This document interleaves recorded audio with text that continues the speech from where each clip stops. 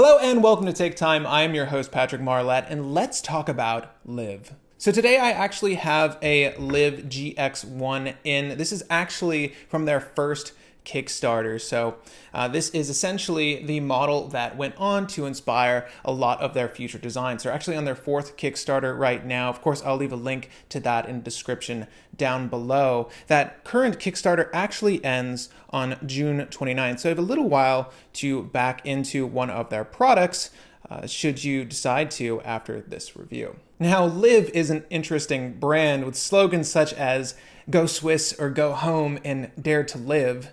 Sans the E, you get what they did there. It makes you wonder what this brand is all about. And the watch I have in today epitomizes what this brand is all about. Liv produces watches direct to consumer, tailored towards the modern gentleman.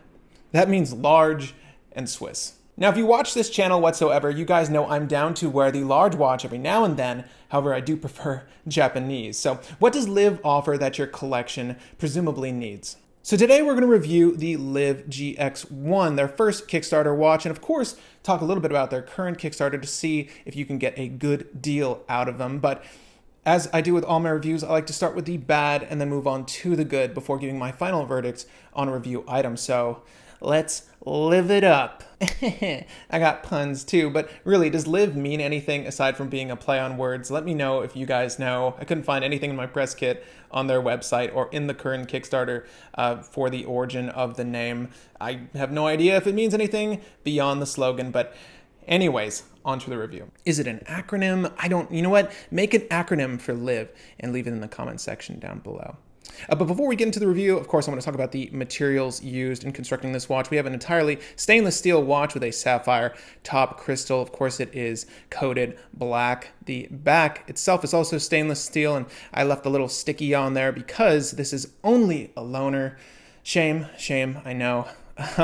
Also, inside this watch, we have a Ronda Quartz caliber 5040, which features a 60-second track, a date window, which you can see at the 4 o'clock. We also have a 10th second scale down at 6, and right around the 10 position, it can record up to 30 minutes of time. And this is continuous too, so if you'd like to have this run around the clock, you can record however many minutes of time you so choose. Now, the original Liv GX1 features a screw-down crown with a 300-meter water resistance rating. Now, I wouldn't encourage you to use the chronograph underwater, but before you hit the waves, of course, you can set the chronograph up. This watch measures 53.5 millimeters from lug end to lug end, so it is a tall watch. They state that it's 45 millimeters in diameter, but that doesn't include these giant crown guards. And as they encompass most of the right-hand side of the watch, I'm going to include that in my measurement, in it being 48 millimeters in total width instead. It's 14 millimeters thick, so not too large, although it looks large because the side is just a great slab of steel. And my first bad note, it has 23 millimeter lug widths. Why 23? I guess they assumed that you're going to let this live on the fitted rubber strap, but I would have preferred it be 22. I'm sure all of you would prefer it be 22 millimeters. 23 is something I just don't have lying around. I do have a whole heck of a lot of 22 millimeter straps, so I don't know why you went with the odd number. Does it balance out the watch that much more? I wouldn't say so. I think you could have just as easily made this more accessible at 22 millimeters in lug width. While rugged and manly, as a lot of reviews have stated, written and otherwise, is a little confused in my opinion. Of course, the new Kickstarter GX model series has a slightly revised aesthetic, but it is quite similar in design. You have this sort of meat tenderizer bezel, and it looks fine. It's large and encompasses a lot of the top half of this watch, but the dial in the strap itself, because again, we're probably not switching the strap out, has this weird fusion of space age meets race car. I'm not quite sure who they were trying to appeal to with this overall design, the segmented numbers with the segmented minute track, and these scales grouped so tightly in the center of the watch. It's a little bit of an odd look. I'm not saying it's unbalanced. It does work for the watch, but it's not my favorite aesthetic. Again, the strap being more space age than motor vehicle, while the dial looks like it could be on the dash of a race car. Another bad note, in my opinion, is the minute hand, and this seems to be an issue across the board with their watch designs. The minute hand barely meets the minute track. As a matter of fact, there's just a little too much space between the minute hand and the minute track for my liking. As you can tell, it doesn't extend to touch or reach those minute markings, so legibility isn't as easy as it is on some other chronographs I've owned, but it's a minor issue at that. I would have preferred the minute hand to be a little bit longer.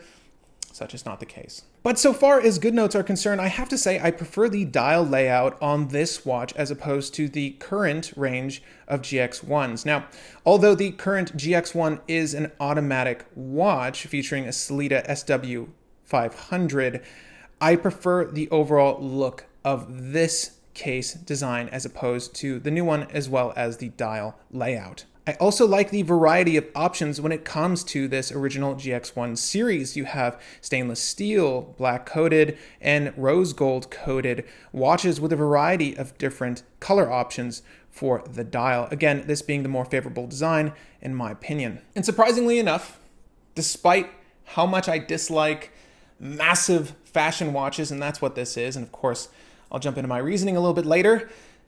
Despite my dislike of fashion watches and how large they are for the modern gent, I do like how this watch wears day to day. And on that note, of course, I'm gonna provide you guys with a wrist shot so you can see what this looks like on my 7¼ inch wrist. But despite it being 45 or 48 millimeters in total diameter, I think it wears really well on my 7¼ inch wrist. And here's what the Liv GX1 will look like for all of your admirers when you're at the racetrack or space track. And here's what it'll look like when you go to admire it. And here's what the GX1 looks like on my 7¼ inch wrist. And I have to say, I really do like the overall fit of this silicone strap.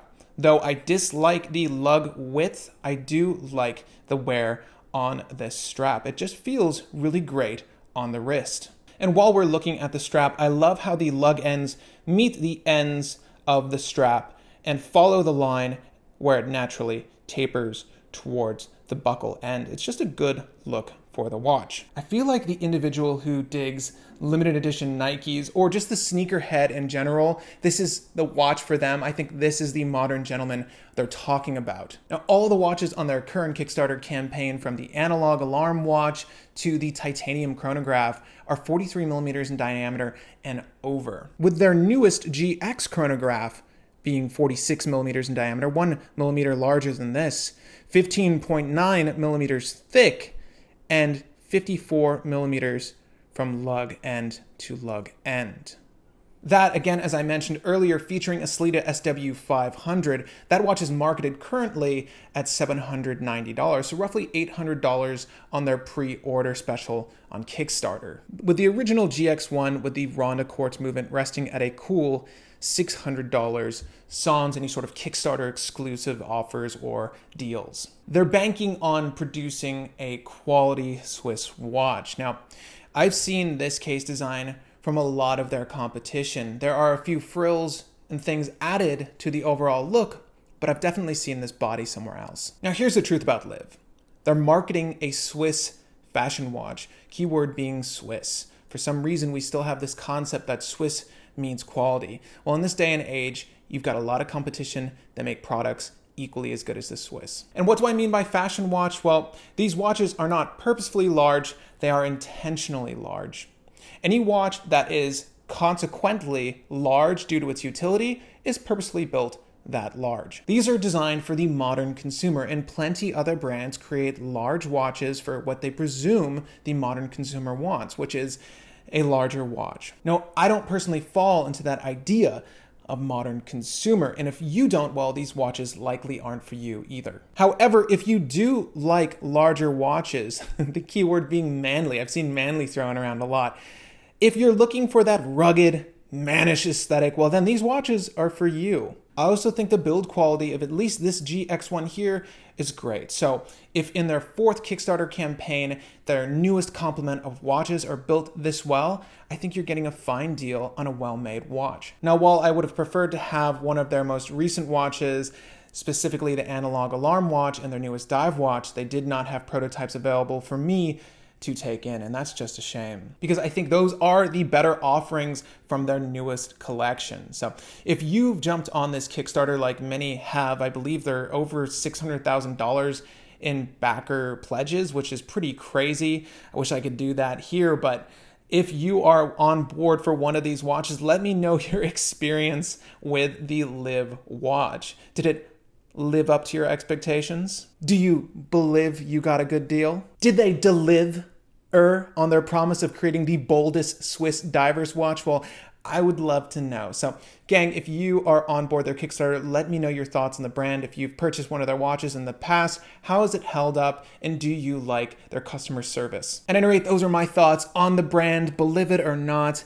I actually enjoyed my time with this piece. And if you found this video enlightening or in the least entertaining, feel free to hit that like button. It looks a little something like this guy. If you have friends, forums, or groups interested in a modern watch, well, maybe share this video with them if they were looking at the Kickstarter. Of course, that is ending soon, so feel free to share this video with them before they make the buy. Hopefully my opinion on this watch will help them better assess if it's the right one for them. Also, if you're new to the channel, I do videos like this twice a week with discussions coming at you via cocktail time, the occasional sketch thrown in there, reviews, accessory reviews, vlogs, interviews, all of that and so much more coming at you. So if you want to be a part of this growing community, feel free to hit that subscribe button. It'll let me know that you're down for the show. Again, my name is Patrick Marlatt, and thank you for the time. And of course, gang, as always, be sure to live your best life.